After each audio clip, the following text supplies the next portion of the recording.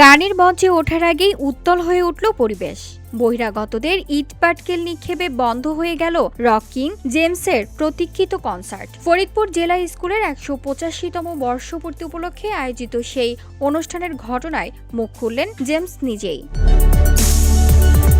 ফরিদপুর জেলা স্কুল ১৮৫তম বর্ষপূর্তি উপলক্ষে আয়োজিত পুনর্মিলনী ও সাংস্কৃতিক অনুষ্ঠানের সমাপনী দিনে ঘটে অপ্রীতিকর ঘটনা। বহিরাগতদের ইট পাটকেল নিক্ষেপের মুখে দেশের জনপ্রিয় ব্যান্ড তারকা জেমসের কনসার্ট বাতিল করতে বাধ্য হয় আয়োজকরা। এ ঘটনায় আয়োজক কমিটির আহ্বায়ক সহ আহত হন প্রায় ২৫ থেকে ৩০ জন। ঘটনাটি নিয়ে প্রথমবারের মতো প্রতিক্রিয়া জানালেন জেমস।